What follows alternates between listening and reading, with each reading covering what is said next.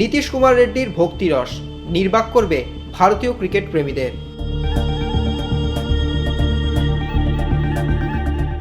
और ये धोनी की हुई जी गजब ग्रिप कैसे SRMB जैसे SRMB TMT बार की विन ग्रिप टेक्नोलॉजी सीमेंट के साथ बनाए मजबूत पकड़। Grip is important.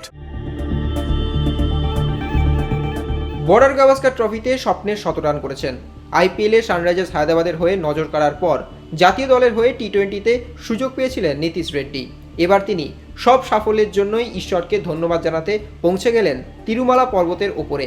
সেখানে অবস্থিত তিরুপতি বালাজির মন্দিরে হাঁটু ভেঙে সিঁড়ি দিয়ে উঠলেন তিনি। সেই ভিডিও কার্যত ভাইরাল। সম্প্রতি বর্ডার গাভাস্কার সিরিজে দল হারলেও প্রথম টেস্ট থেকেই বরাবরই তিনি ভারতীয় ব্যাটিং অর্ডারে নির্ভরতা দিচ্ছিলেন। যে সিরিজে খুব কম ব্যাটারি ১৭ রান পেয়েছেন, সেখানে নীতিশ ফলওয়ান বাঁচানো এক ইনিংস খেলেছিলেন। যদিও সেই টেস্টে দল হেরেছিল, কিন্তু নিজের কেরিয়ারের প্রথম আন্তর্জাতিক ১৭ রান করেন এই ক্রিকেটার। অন্ধ্রপ্রদেশ থেকে উঠে আসা এই ক্রিকেটারের গত বছরটা বেশ ভালো গিয়েছিল। আইপিএলে সানরাইজার্স হায়দ্রাবাদের হয়ে নজর কাড়ার পর জাতীয় দলের হয়ে টি-20তে সুযোগ পেয়েছিলেন। এবার তিনি সব সাফল্যের জন্যই ঈশ্বরকে ধন্যবাদ জানাতে পৌঁছে গেলেন তিরুমালা পর্বতের ওপরে। সেখানে অবস্থিত তিরুপতি বালাজির মন্দিরে হাঁটু ভেঙে সিঁড়ি দিয়ে উঠলেন তিনি। সনাতন ধর্মের সঙ্গে যুক্ত এবং বিশ্বাস করা মানুষজন অনেকেই বিভিন্ন ধরনের মানসিক করে থাকেন ঈশ্বরের কাছে।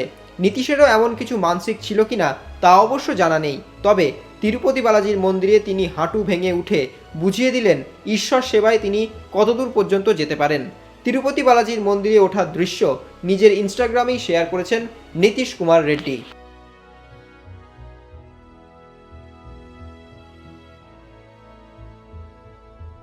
Extra time.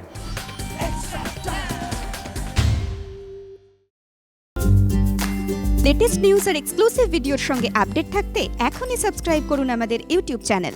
বেল আইকনে ক্লিক করতে ভুলবেন না যেন।